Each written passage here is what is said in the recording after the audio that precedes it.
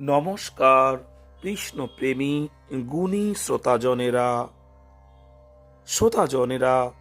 এই মর্ত্য জগতে ভগবান কৃষ্ণের অবতরণ বা আবির্ভাবের একটা উদ্দেশ্য হল ধর্ম সংস্থাপন দ্বারা সকল জীবের ভৌতিক দুঃখ জ্বালা নির্বাপিত করা।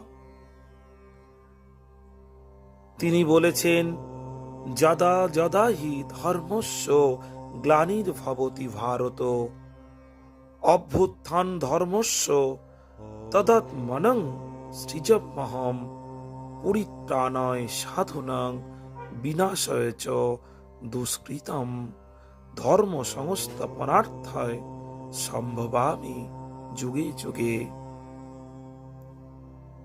তিনি বলেছেন, হে ভারত সন্তান, যখনও যেখানে ধর্মের পতন ও অধর্মের অভ্যুত্থান হয়, তখন আমি নিজে অবতরণ করি সাধুদের পরিত্রাণ ও দুষ্কৃতি পরায়ণদের বিনাশের জন্য ও পুনরায় ধর্ম সংস্থাপনের জন্য যুগে যুগে আমি আবির্ভূত হই।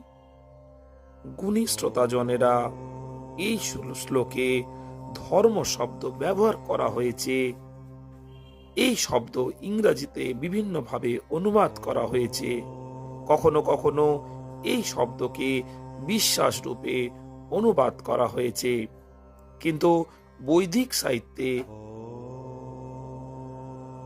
ধর্ম কোনো এক বিশ্বাস নয়। বিশ্বাস পরিবর্তিত হয়, কিন্তু ধর্ম পরিবর্তিত হয় না। জলের তরলতা পরিবর্তন করা যায় না। যদি তা পরিবর্তিত হয়, যেমন যদি তরল জল কঠিন পদার্থে পরিণত হয়, তা প্রকৃতপক্ষে আর তার স্বরূপ নয়, তা নির্দিষ্ট কোনো গুণগত শর্তে অবস্থান করছে। আমাদের ধর্ম বা স্বরূপ এই যে আমরা পরমেশ্বরের অংশ, এবং এটি হচ্ছে আমাদের অবস্থা।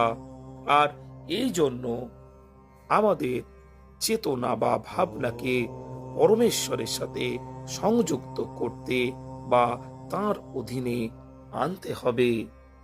গুণী শ্রোতাজনেরা, কৃষ্ণপ্রেমী হয়ে উঠুন। এই কলিযুগ থেকে মুক্তি পাবেন। ভালো থাকবেন। নমস্কার।